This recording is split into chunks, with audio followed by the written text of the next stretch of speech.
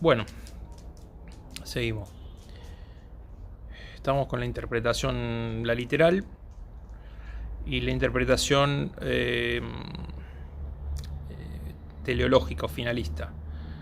Entonces, la primera de la interpretación de la hermenéutica jurídica, la primera interpretación corresponde a que sea la literal. O sea, se dice, después de los 10 días será promulgada la ley, 10 días. Se cuenta, dentro de 10 días es promulgada la ley. Listo. No hay una finalidad y sí, el requisito de la República, ahora, pero la literalidad lo resuelve todo. No hay ni contradicción, no hay duda. Esa es la primera interpretación. Entonces, tenemos la finalista, o sea, tenemos la literal y tenemos la finalista, que teleológica también, que le dicen, tiene que ver qué era lo que quiso el constituyente. Por ejemplo, en esa de qué quiso el constituyente. Bueno, como el principio republicano quise resguardar la independencia del Poder Judicial y después le dio como atribución, una de las tantas atribuciones del presidente para hacer, etcétera, etcétera.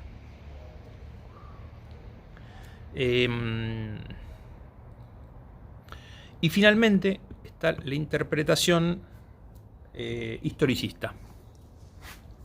¿En qué consiste la interpretación historicista? Consiste en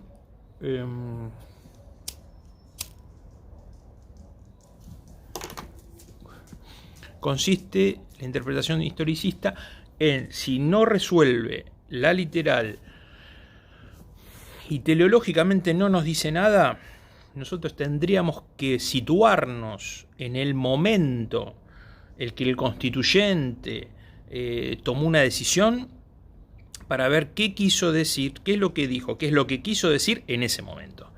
Interpretaciones historicistas, bueno, vamos a ver, te recuerda que cuando hablamos de Kelsen dijimos que para Kelsen el origen lógico del ordenamiento jurídico era la norma fundante, es decir, la Constitución, y que importa lo que ahí diga prescriptivamente hacia adelante. Ese es el positivismo. Y sin embargo, entonces dice que no importan las variables históricas. Y en realidad sí importan las variables históricas. Sí importan porque mismo lo dice el preámbulo, ¿no? Dice, de acuerdo a los pactos preexistentes, y también el artículo 31 de la Constitución, cuando se refiere a la supremacía de la Constitución, dice, y los pactos que se hubiera reservado a la provincia de Buenos Aires al tiempo de su incorporación. Eso fue en 1860. Nosotros tenemos un proceso constituyente abierto, originario abierto. Es decir, 1853, 1860. No se podría haber interpretado a ese como una reforma de la Constitución, porque la Constitución no podía ser reformada en los 10 primeros años, y en realidad no estaba no estaba la provincia de Buenos Aires adentro, en 1853. Se incorpora en 1860, después de la batalla de Cepeda, y se ponen determinadas condiciones. La provincia de Buenos Aires se resguarda algunos de los derechos que siguen hasta el día de hoy, por ejemplo en la Carta Orgánica del Banco Provincia.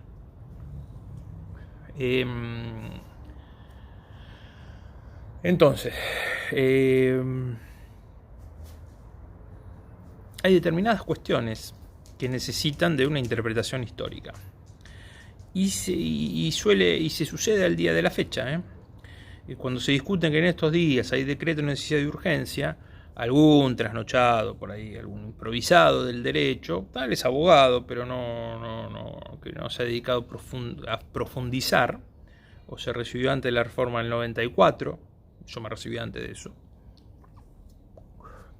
pero no se ha actualizado. Dicen, por ejemplo, el artículo 29, está prohibido la delegación de los poderes en otros poderes para evitar la suma del poder público. Quienes incurrieran en esas delegaciones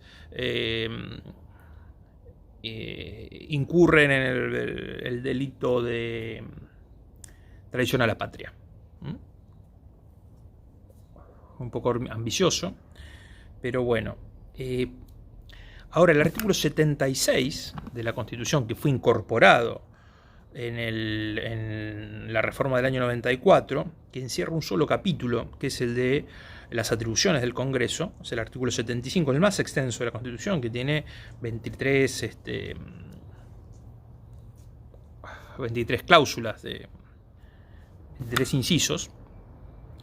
el 75, con el 76 conforman las atribuciones. Es decir, las atribuciones del Congreso son esas 23, punto, artículo 76, y dice: la práctica legislativa es indelegable. Cualquier otra acción legislativa por parte de los otros poderes es nula, nulidad absoluta, insanable, salvo que, y cuando dice salvo que, agárrate mamita, que por cuestiones de administración y de urgencia y de emergencia, en realidad, se le puede delegar al Poder Ejecutivo. En estos días, más que delegaciones, son decretos de urgencia. Pero son competencias propias, no le delegan competencias. No está el Congreso, no ha delegado competencias. Son decretos de urgencia que surgen del artículo 99, inciso 3. Y sigo recomendando tener al lado de la Constitución. O anoten y después miren qué es lo que dice. No me importa a mí en los exámenes qué número de artículo es, simplemente hago la referencia para que ustedes vayan y cotejen, y porque además después vamos a ver esta sistematicidad y lógica de la Constitución hace que el 76 esté donde esté, y por eso digo que es un capítulo dentro de una sección, porque hay todo un ordenamiento sistemático, ¿no? Porque la Constitución, recuerden ustedes, es un instrumento del poder, y el poder se lo crea, se lo limita, se lo regula y finalmente se lo pone en ejercicio. Hay un momento para crearlo, el momento constituyente, hay un momento para limitarlo, que es la primera parte de la Constitución, que son las declaraciones de los derechos y garantías. Hay una parte para regularlo, que es esto: al Poder Ejecutivo le corresponde esto, son reglas para el ejercicio del poder, al Poder Judicial le corresponde tal otra, y finalmente se lo pone en ejercicio, que es ejercitarlo. Poder constituyente y poder constituido. Bueno, entonces, ¿por qué esta cosa para llegar al artículo 76? Bueno, quien dice, el artículo 29 dice que si delegan sus facultades son traidores a la patria. Y lo repiten como loritos en la tele, por ahí abogados, ¿no? A veces que salen en este programa Animales Juntos, donde dicen que hay abogado, el conductor dice que es abogado. Sí, le creo, debe ser, ¿no? Pero no yerros importantes. Dicen en ese punto que hay una contradicción, y en realidad no es que hay una contradicción. El artículo 29 hay que mirarlo con la luz histórica de que es una cláusula antirrosista. Eso se introduce en el año 1853, en realidad como un temor importante a la idea de formar un nuevo Estado a la salida del rosismo, que tiene que congregar la Unión Nacional, y lo hace a través de la conformación de un Estado federal. No puede haber sido de otra manera, no podría haber sido unitario, es decir, centraliza el poder en aquellas partes que son mínimas e indispensables y que puedan ayudar a funcionar a esto como una unidad nacional. No hay aduanas internas, no hay aranceles internos, libre circulación, etcétera, etcétera. Y para garantizarlo, las hidrovías, por eso la prefectura cuida las hidrovías y el federal, y bueno, hace una serie de cuestiones que hacen a la razón histórica. ¿Por qué esto es así? Bueno, porque históricamente hay una razón, no se hubieran puesto nunca de acuerdo. Entonces el constituyente puso determinadas cláusulas a la luz de la verdad histórica del momento. La cláusula para que el presidente pueda ser extranjero pero hijo de argentinos era una realidad del momento. Ojo que la Corte hace poco hizo una interpretación de eso respecto de Narváez, para ver si podía ser candidato a presidente, y la Corte le dijo que no, porque de Narváez es colombiano, nació en Colombia porque sus padres fueron a trabajar, pero además los padres de Narváez eran inmigrantes que vinieron de España a la Argentina, y de Argentina fueron por una cuestión de negocios, creo que eran dueños de unas tiendas importantes, a poner una sucursal en Colombia. Este señor nació en Colombia, entonces no es argentino, es colombiano, hijo de españoles, entonces no puede ser presidente. ¿Está bien o está mal? Y literalmente no podría hacerlo a la luz histórica. Yo creo que estaba pensado para determinado contexto. No sé, la Corte habló, dijo que no podía hacer, y hay que respetar la última palabra de la Corte. Pero esa es la interpretación histórica. Entonces, ¿qué prevalece? ¿El 29 o el 76? Y ahí no hay, para mí, no hay duda, el 76. Está permitida la delegación legislativa en determinadas circunstancias. En determinadas circunstancias. ¿Se entiende eso como la suma del poder público? Y no, porque en realidad el que está delegando es solamente el poder legislativo y por supuesto de la manera que la delega tiene la posibilidad de abocárselo.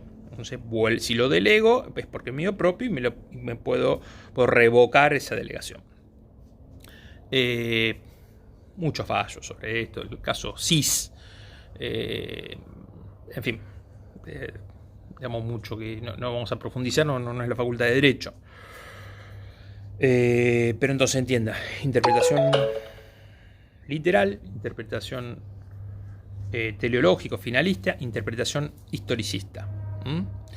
Fíjense esto, yo digo el artículo 76, año 94, ¿y por qué el 29 lo dejan en la Constitución? Y hay un porqué, porque creo que lo dije en algún momento, había una constituyente, los votos eran muy justos, una constituyente que se llama Adelina D'Alessio, que decía que si bien fue por parte del bloque justicialista, ella se decía y venía de cuna liberal, y las bases, el techo axiológico de nuestra Constitución es liberal, y decía que Alberti era un genio y que no había que tocar esa parte dogmática de la Constitución. Entonces los primeros, en aquel momento 35 artículos, que era la parte dogmática, ahora son 43, no podían ser tocados. Y el artículo 29 obviamente estaba dentro de los primeros 35.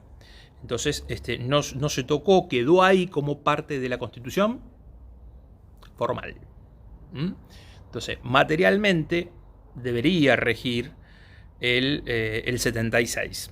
Y algunos dirían, no, pero la parte dogmática condiciona el devenir histórico. Una sana interpretación de esto diría, por eso no es tan fácil, diría que a la luz de la cuestión histórica, el tiempo, etcétera, este artículo 76, que sabía que el 29 no lo podía tocar, pero por una cuestión semántica, eso no lo considero, no se puede tocar la idea, el sustrato de la cuestión, no la literalidad de lo que es el artículo 29. Pero bueno, listo, la definición política fue que quedará y quedó. Pero el artículo 76 es a las sabiendas de. Ahora, usted me va a decir, bueno, el 99, inciso 4, fue a sabiendas del artículo 110. Sí, pero el 99, inciso 4, sí se podía. El 110 de la Constitución sí se podía haber sacado, derogado, porque no estaba entre los primeros 35 artículos. Quieren parar, retroceder, volverlo a escuchar. Me siento obligado a hacer toda esta disquisición si ustedes quieren. Lo importante para ustedes, estudiantes de ciencias económicas, es: hay interpretación en la Constitución. ¿Qué es la interpretación? Bueno, cuando la letra no lo resuelve. Entonces hay interpretación literal, hay interpretación finalista o teleológica, y hay una interpretación historicista. ¿Por qué se dice esta cosa? Y bueno, porque fue en aquel momento histórico. Entonces sirve y sirve mucho. Respecto al modo armónico de la interpretación, esto tiene que ver con que hay determinadas cláusulas que podrían resultar contradictorias. Básicamente, por la reforma de la Constitución del año 94, en el cual se introduce un concepto importante en la supremacía de la Constitución. Entonces, esto quiere decir, no está de acuerdo, Elena. Bueno, eso quiere decir que los tratados internacionales, ahora lo vamos a ver, tienen jerarquía superior a las leyes. Y hay determinados tratados de derechos humanos declarados de jerarquía constitucional, no cualquier tratado sobre derechos humanos. Un tratado sobre derechos humanos que no esté declarado como jerarquía constitucional es superior a las leyes, pero es un tratado más. Entonces, al momento de reformar e introducir el artículo 75, inciso 22, la Constitución dice: estos 11 tratados internacionales los entiendo de jerarquía constitucional. ¿Está bien? Estos 11 tratados. Es decir, su jerarquía es igual de la Constitución.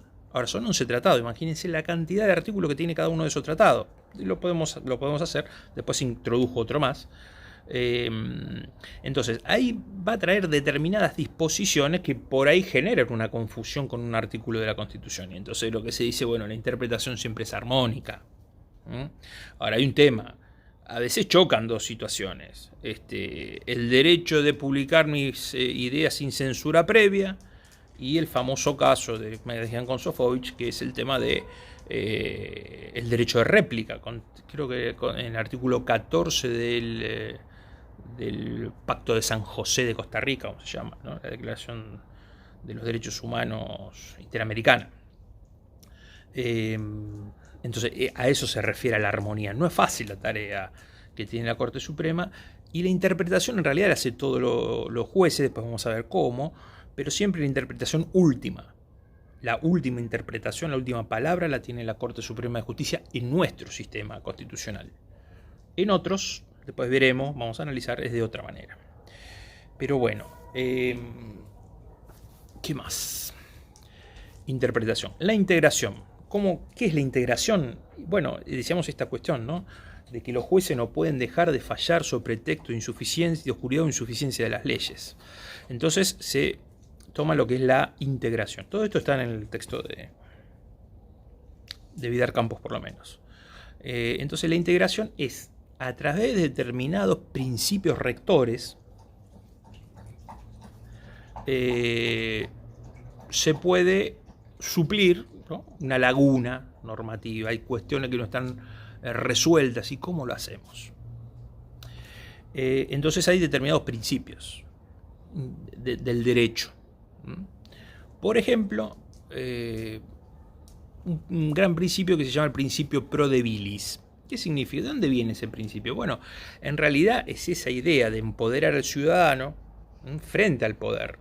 Recuerden ustedes que antes no eran ciudadanos, sino teníamos una calidad de súbditos, cuando el poder no tenía legitimidad en el origen y por lo tanto no tenía legitimidad en el ejercicio de la monarquía, del ejercicio del poder autorreferencial, ¿no? Antes de la formación del Estado de Derecho. Entonces, ¿cuál era el tema entonces? Hay una idea, es que la situación del débil del hombre frente al poder, al ejercicio del poder, merece, en el caso de duda, estar a favor de la persona, estar a favor de aquel que tiene la posición dominada, de ser dominado, no la posición dominante. ¿Y dónde se da esto? Bueno, en el caso de dudas, siempre hay que estar a favor del débil, pro debilis. ¿Y cómo se pronuncia? Bueno, lo estamos viendo en estos días, ¿no? Con la idea esta de los famosos, de los presos, ¿no? Les digo, el debate de hoy, de ayer, y que nos tiene todos estos días. Derivado del principio pro debilis, está uno que se llama indubio pro reo. ¿Qué significa indubio pro reo? Bueno, en caso de duda hay que estar a favor del reo, del procesado. ¿Por qué?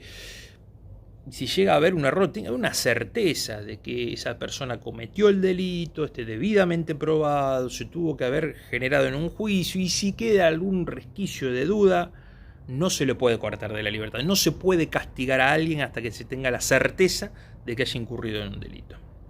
Y ese principio del artículo 18, el due process of law, entre otras cosas, habla de la irretroactividad de la ley, pero sí el principio de la ley penal más benigna para el reo. ¿Esto qué quiere decir? Que si hoy matar es de 8 a 25 años de prisión y mañana se lleva de 8 a 30 años, y a mí me dieron el máximo que era 25, no me lo pueden estirar a 30. Por el contrario, si hay una reforma en el Código Penal que diga que el homicidio ahora es penado con penas que van entre los 6 y los 20 años, y yo llevo 19 años de prisión, o 10 o 5, lo que fuera, mi pena automáticamente se va a reducir a 20. ¿Eso por qué? Bueno, porque nada, ahí se está a favor de la ampliación de los derechos, sino de la restricción de los derechos. Les puede gustar, no gustar, en el mundo es así, ¿no? Desde 1215 es así, por lo menos en Occidente. Es una garantía. Por eso el tema de los garantistas, respecto además de otras cosas procesales, el debido proceso de ley significa eso. Entonces, esa es una interpretación. Si no dice nada, indubio pro operario.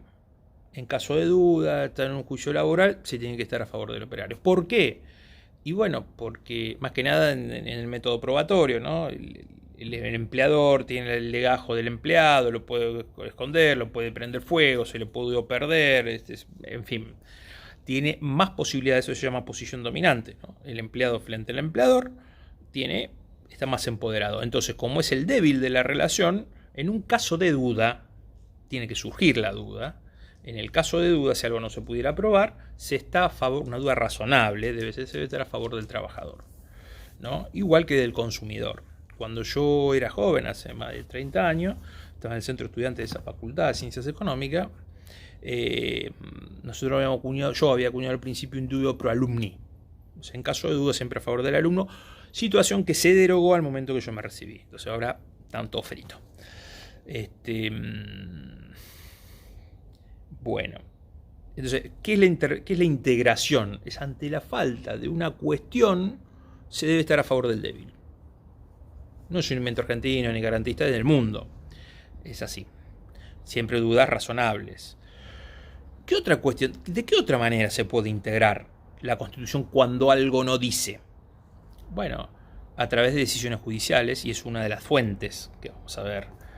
Hay fuente constitucional, fuente legal y fuente judicial. Y también los usos y costumbres.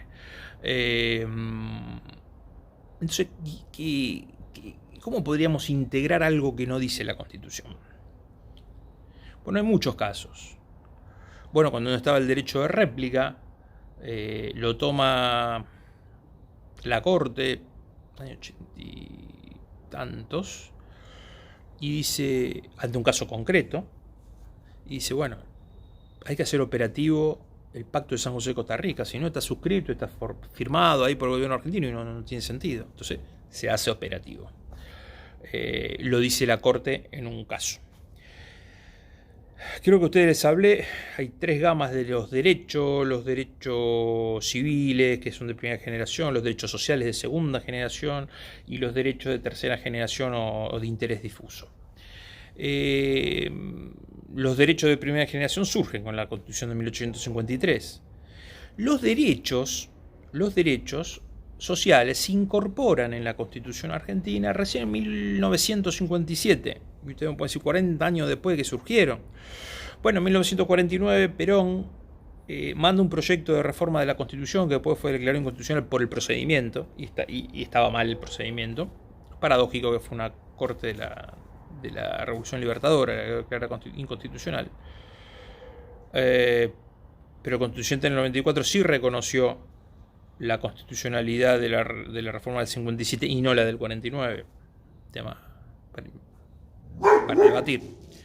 Pero sin embargo, en 1922, cuando la Corte, en el fallo Ercolano con Lantieri y Ranjó, dispone que existe una función social en la propiedad, con disidencia del fallo de Bermejo, lo que está señalando es la existencia de un derecho social. Un derecho social, 1922, a tono con el surgimiento de los derechos sociales. Entonces, no estaba dispuesta la declaración de que la función social de la propiedad. Al contrario, la propiedad era inviolable, artículo 14, usar y disponer la propiedad, artículo 17, no hay confiscación, etcétera, etcétera. Y la Corte, sin embargo, se pone a tono con el mundo y trae esta disposición, que no estaba en la Constitución. Fines de los 60, lo mismo con el fallo Siri y el fallo Cot, Siri-Cot, respecto de la incorporación de la acción de amparo, o recurso de amparo, como le decían, no es un recurso, es una acción. Entonces, hay fuente judicial, ¿no? ¿Y en qué antecedentes se tiene que mirar? Digamos, ¿qué busca ¿Cómo hace las integraciones? Bueno, lo hace a través de, también además de buscar principios, rectores del derecho, lo hace a través de el comparativismo. ¿Qué es el comparativismo? Bueno, hay una cosa que se llama el derecho comparado. Nosotros, dentro de las 3 cátedras, hay una cátedra que es la del doctor Walter Carnota, que tiene un libro que se llama Derecho Constitucional Comparado. Son 2 tomos, no tan grandes, chiquititos, pero donde hay todo no se puede comparar cualquier cosa, ¿no? El famoso dicho, no se pueden comparar peras con manzana, más o menos. Menos se podría comparar con el kiwi, ¿no? Pero bueno. ¿Qué es lo que habría que comparar? Sistemas. ¿Podríamos nosotros basarnos en un fallo del Tribunal Constitucional Español? Bueno, miren, España no es una república, España es unitario, España tiene un sistema de control de constitucionalidad concentrado, nosotros difuso, tiene un tribunal especializado en expedirse sobre cuestiones constitucionales, hay acción directa de constitucionales, es un sistema absolutamente distinto al nuestro, absolutamente distinto al nuestro. ¿En qué deberíamos fijarnos nosotros? Nosotros deberíamos fijarnos en un Estado que sea federal. No es menor el tema del derecho al federalismo, es el único elemento que se subordina de las provincias, que sea federal, que el sistema de control de constitucionalidad sea difuso, que no tenga obviamente tribunal constitucional, sino una corte suprema, ¿no?, de alzada, que sea la cabeza del Poder Judicial, o sea, un diseño judicial como el nuestro, y que tenga un sistema de supremacía similar, o sea, de control de constitucionalidad igual al nuestro.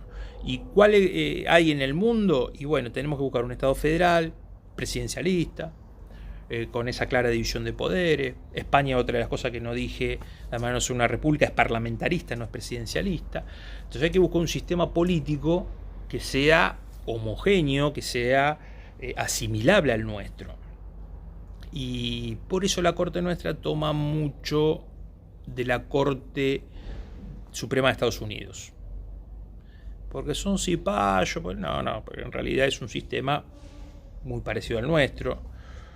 Nuestra Constitución, según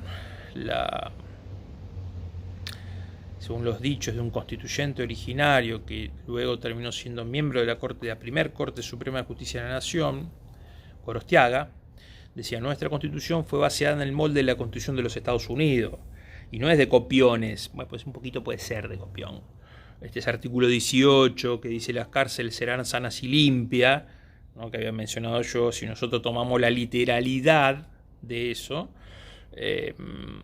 tendríamos que decir: qué barbaridad lo que está pasando, ¿no? Los chicos tienen que salir porque el coronavirus y no sé cuánto, las cárceles son inmundas, y el artículo 18 dice: no tiene que ser para castigo de los que estén detenidos. Bueno, en realidad está pensado en Estados Unidos, porque en Estados Unidos hay pena de muerte, se la extrajo directamente, hay pena de muerte, entonces la pena era la muerte, no estar en la cárcel. Eso ahí también es un tema de finalidad. La literalidad no me lo resuelven, porque todos, como loritos, repetimos en todos lados de todo. Una de las cosas es: las cárceles serán sanas y limpias, dice el artículo 18, no para el castigo del que está ahí detenido, y cualquier juez que lo haga, ¿no?, utilice la cárcel como tormento, será castigado. Porque lo que se estaba pensando es: ese señor o está procesado, que en realidad hay una presunción de inocencia, no debería estar, pero en caso de extremo puede estar detenido a la espera de una sentencia, o ya estuvo sentenciado y está esperando a la ejecución de la sentencia, que precisamente la ejecución, la pena de muerte. Entonces la pena es la muerte, no que sufre un tormento en la cárcel mientras espera la muerte. Volvemos al tema ese, es de interpretación. Pero la idea de la integración es traer decisiones en casos análogos, menos con el derecho penal no se puede hacer analogía, de sistemas que sean parecidos al nuestro, ¿no? Esta es la idea de la integración. Entonces, cuando no dice, se integra, y la interpretación surge del cuerpo normativo, ¿no? La Constitución dice una cosa o la otra, la interpretamos. Ahora, lo que no está no lo podemos interpretar, entonces lo integramos. Traemos algo que sea acorde a nuestro sistema jurídico y judicial, las dos cosas. Bueno, ahora nos vamos a referir a, en la sesión que viene, nos vamos, esta dura media hora, y esos dos poquititos anteriores, nos vamos a referir a qué nos podemos referir, a qué seguiría el libro de Vidar Campo, creo al sistema, a la doctrina de la supremacía de la Constitución y al sistema de control de constitucionalidad.